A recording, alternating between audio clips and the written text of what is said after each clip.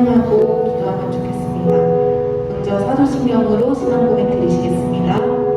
전능하사 천지를 만드신 하나님 아버지를 내가 믿사오며 그 외아들 우리 주 예수 그리스도를 믿사오니 이는 성령으로 잉태하사 동정녀 마리아에게 나시고 본디오 빌라도에게 고난을 받으사 십자가에 못 박혀 죽으시고 장사한 지 사흘 만에 죽은 자 가운데서 다시 살아나시며 하늘에 오르사 전능하신 하나님 우편에 앉아 계시다가 저리로서 산자와 죽은 자를 심판하러 오시리라. 성령을 믿사오며 거룩한 공예와 성도가 서로 교통하는 것과 죄를 사하여 주시는 것과 몸이 다시 사는 것과 영원히 사는 것을 믿사옵나이다. 아멘.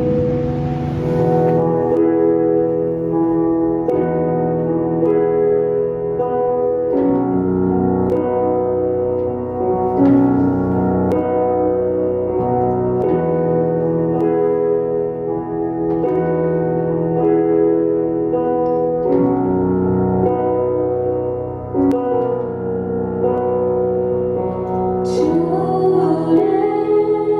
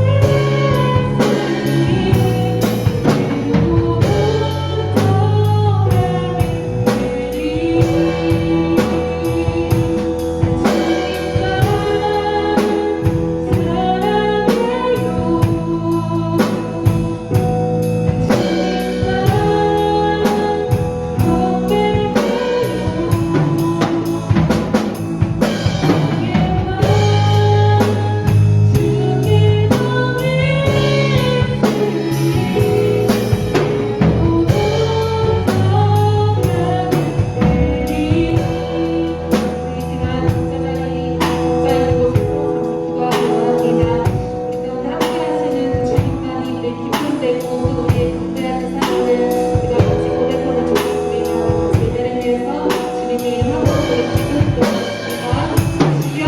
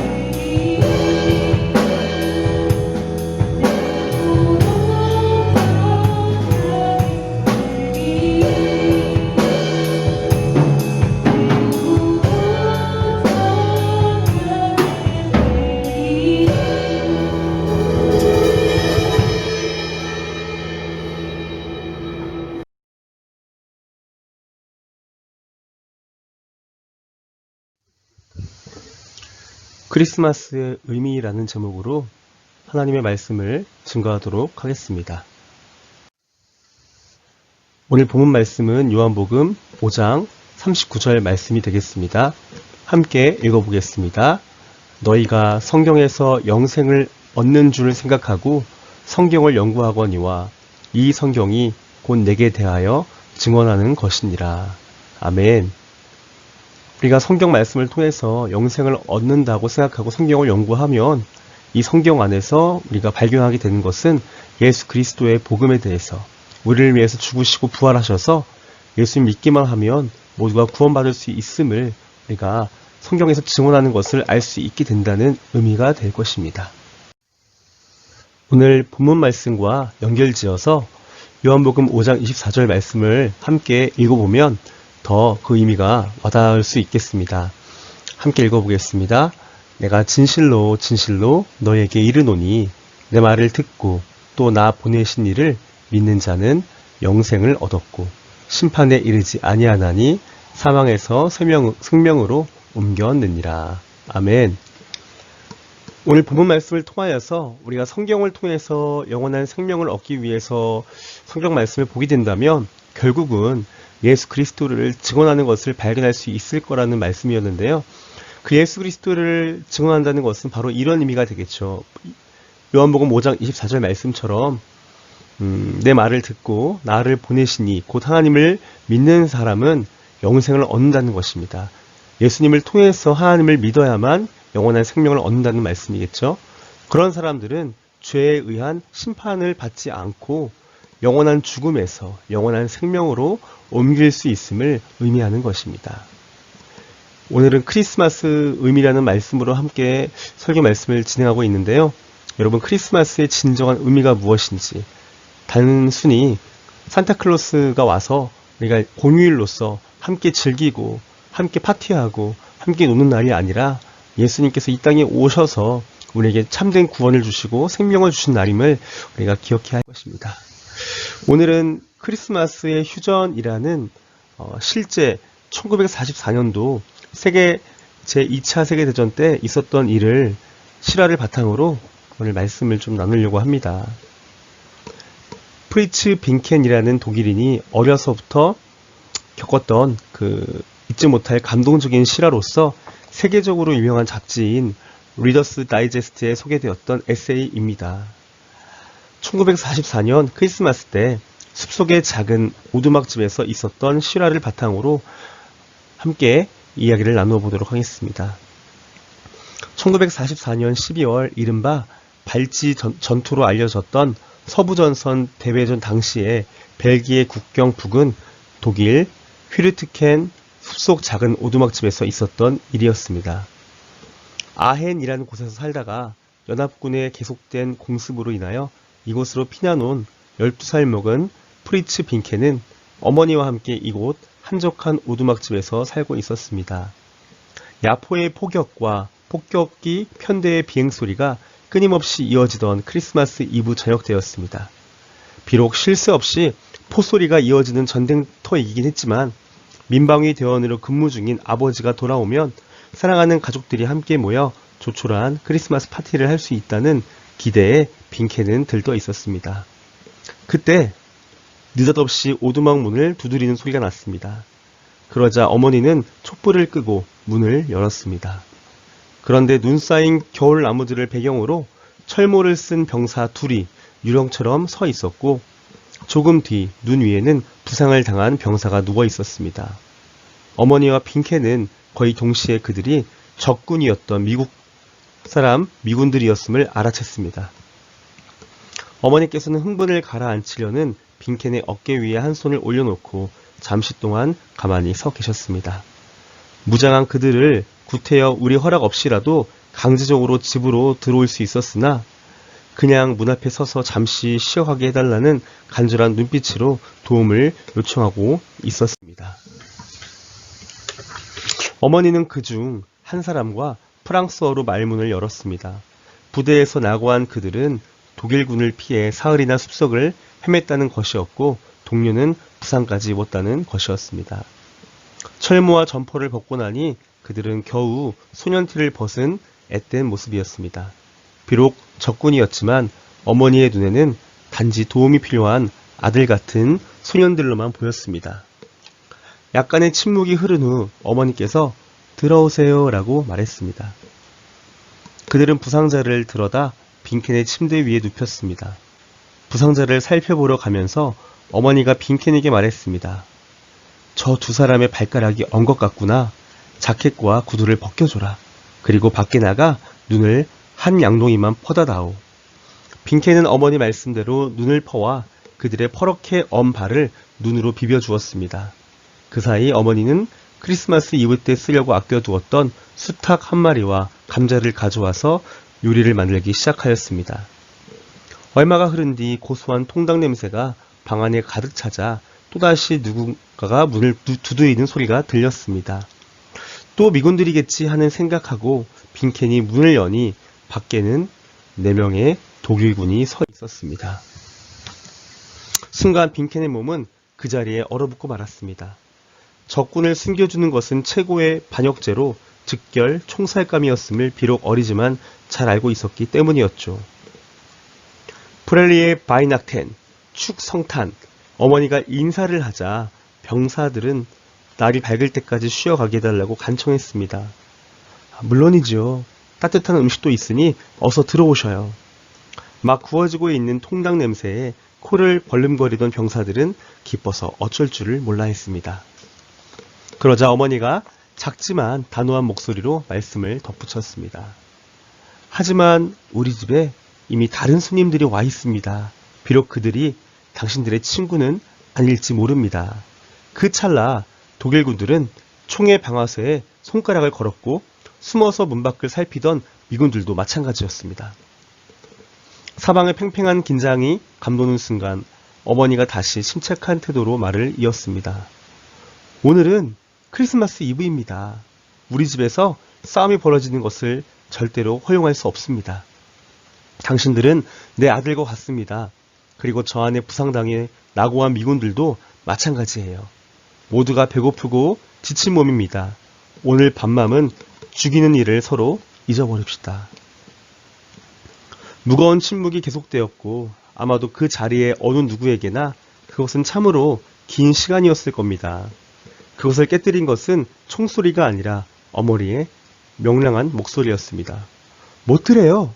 우리 빨리 맛있는 저녁을 듭시다. 총은 모두 이 장작더미 위에 올려놓아요. 그러자 젊은 독일군과 미군들은 동시에 말 잘 듣는 아이처럼 고분고분 총을 장작더미 위에 올려놓았습니다. 갑자기 손님이 늘어난 관계로 저녁을 더 준비하기 위해 어머니는 빈켄에게 감자를 가져오라고 하였습니다. 창고에서 식량을 찾는 동안 빈케는 미군 부상병의 신음소리를 들었습니다. 감자를 가득 안고 돌아와 보니 독일군 하나가 안경을 쓰고 부상당한 미군의 상처를 돌보고 있었습니다. 어머니가 물었습니다. 위생병이군요. 그러자 안경을 쓴 독일 병사가 대답하였습니다. 아닙니다. 하지만 몇 달 전까지 하이델베르크에서 의학을 공부했습니다. 그는 꽤 유창하게 들리는 영어로 추위 덕분에 환자의 상처가 곪지는 않았다고 미군들을 안심시켰습니다. 과도한 출혈 때문입니다. 쉬면서 영양을 섭취하면 괜찮을 것입니다. 서로 간의 적개심이 서서히 가시면서 긴장이 풀리기 시작했습니다. 모두 식탁에 앉았을 때 다시 보니 나의 눈에까지도 군인들은 아주 어리게 보였습니다. 쾰른에서 온 하인츠와 빌리는 16살이었고 23살 난 하사가 가장 나이가 많았습니다. 하사가 배낭에서 포도주 한 병을 꺼냈자 하인츠는 호밀빵 한 덩어리를 꺼내 놓았습니다. 어머니는 그 빵을 잘게 썰어 식탁 위에 놓았고 포도주 반병은 부상당한 미군 소년을 위해 따로 남겨두었습니다. 식사 준비가 되자 어머니는 모든 병사들을 식탁에 모아놓고 기도를 드렸습니다. 주님이시여 오셔서 저희들의 손님이 되어 주십시오 라는 구절을 조용히 읊조릴 때 어머니의 눈에 눈물이 맺히는 것을 보았습니다. 그러자 집으로부터 멀리 떨어진 이곳 전쟁터까지 오게 된 병사들은 그 순간 어린 소년들의 모습으로 돌아가 눈물을 훔치기 바빴습니다. 자정 직전 어머니는 문 밖으로 나가 함께 베들레헴의 별을 보자고 말씀하였습니다. 모두들 어머니의 곁에 서서 하늘을 올려다보았습니다. 가장 밝게 빛나는 별을 찾는 동안 그들에게서 전쟁은 어디론지 사라지고 없었습니다. 다음날 아침 독일군과 미군들은 오두막집 앞에서 악수를 나누었습니다. 독일군 병사가 미군들에게 부대로 돌아가는 길을 상세히 가르쳐 준 뒤 그들은 서로 헤어져 반대편으로 걸어갔습니다. 네, 이것으로 크리스마스의 휴전이라는 이야기를 마칩니다. 여러분, 크리스마스의 의미가 무엇일까요? 크리스마스는 단순히 산타클로스가 와서 우리에게 선물을 주고 기쁨을 주고 함께 즐기고 파티하는 날로 끝나는 날이 아닙니다. 바로 예수 그리스도께서 우리 인간들의 죄를 용서하시기 위해 사하시기 위해 이 땅에 태어나신 날이고 그 날은 아주 험악하고 아주 두렵고 무서운 전쟁조차도 전쟁에 지친 군인들조차도 쉬어갈 수 있는 그런 죽음에서 생명의 시간으로 바꿔줄 수 있는 그런 귀한 날이라는 것입니다. 여러분, 우리가 코로나 시대의 크리스마스를 맞이하게 되었습니다. 이런 상황에서도 우리가 예수 그리스도를 정말 진심으로 사랑하고 환영하고 나의 죄를 위해 오신 예수님 감사합니다. 제가 이 땅에 살아가면서 예수님을 닮아가고 또 날마다 용서해 주심에 감사하고 무엇보다 예수 그리스도의 제자로서 하나님의 자녀로서 또 복음을 증거하며 소망이 있는 삶이 되게 해달라고 기도할 수 있는 그런 성탄 주일이 되었으면 좋겠습니다. 여러분, 우리가 크리스마스를 통하여서 하나님께 왕 되신 하나님께 영광을 돌리는 것이 너무나 중요합니다. 우리의 모든 삶에 모든 기쁨과 즐거움, 슬픔과 괴로움에 예수님께서 함께 하시기를 간절히 소망합니다. 여러분께서 여러 가지 일로 바쁠 수도 있고 또 공부하느라 혹은 게임하나 혹은 다른 취미 활동으로 시간을 보낼 수 있겠지만 가장 중요한 것은 모든 순간마다 힘들 때만이 아니라 기쁠 때도 즐거울 때도 예수님을 생각하며 하루하루 그분과 교제하고 살아가시기를 간절히 부탁드리겠습니다. 메리 크리스마스. 마지막으로 여러분, 제가 코로나 시대의 믿음 생활에 대해서 한 3가지로만 여러분에게 제안 드리도록 하겠습니다. 첫 번째로는 여러분, 정체성을 분명히 했으면 좋겠습니다. 하나님의 자녀로 살아가는 것이고 그리스도인으로 살아간다는 것은 어떠한 의미가 있을까요? 세상 사람들과는 다른 모습이 있을 겁니다. 세상 사람들은 자기를 중심으로 살아가지만 여러분의 삶은 하나님 중심, 예수님 중심, 성령 하나님과 함께 동행하는 삶으로 살아가야 할 것입니다. 우리의 모든 어려움과 기쁨, 또 감사와 또 아픔, 이 모든 것들을 아버지 하나님께 맡겨드릴 수 있는 믿음이 되기를 원합니다. 날마다 하나님의 자녀로서 예수님을 닮아가시고 그리스도인으로서 하나님이 주신 그 사명들을 잘 감당하시기를 부탁드리겠습니다. 두 번째로는 끈끈함입니다. 우리가 성부 하나님, 성자 예수님, 성령 하나님, 이 삼위일체 하나님과 날마다 교제하고 함께하는 것이 중요합니다. 예를 들면 이런 온라인 예배를 통해서 온전히 영과 진리를 다해서 예배드리는 것도 끈끈함이 될 것이고요. SNS라든지 또 여러 가지 우리가 화상 만남을 통해서라든지 그런 랜선 활동을 통해서 우리가 우리의 믿음을 나누고 우리의 경험들을 나누고 함께 교제하는 것이 참 중요하다는 것입니다. 다른 것은 다 끊어질 수 있겠지만 하나님과의 관계를 끊어지지 않도록 끈끈하게 연결할 수 있는 그 믿음이 코로나 시대에 반드시 필요하다는 것입니다. 마지막으로 우리가 직접 만나기는 어려운 상황이기 때문에 랜선의 공동체를 통해서 서로 공감과 격려와 지지를 해나가는 것이 중요하다는 것입니다. 우리는 혼자가 아닙니다. 우리는 하나입니다. 서로가 정말 한 가족같이, 형제같이 서로 교제할 수 있는 그런 랜선 공동체를 만들고 그 안에서 실제로 교제하면서 서로의 많은 생각들과 경험들을 나누었으면 좋겠습니다. 다 같이 미래에 대해서 두렵고 불안한 것입니다. 우리가 그런 가운데서 서로의 의견을 나누고 마음을 나누면 하나님의 은혜로 이 모든 것들을 잘 극복할 수 있을 거라고 믿습니다. 감사합니다, 여러분. 예수님의 이름으로 사랑하고 축복합니다. 하늘에 계신 우리 아버지여, 이름이 거룩히 여김을 받으시오며 나라가 임하시오며 뜻이 하늘에서 이루어진 것 같이 땅에서도 이루어지이다.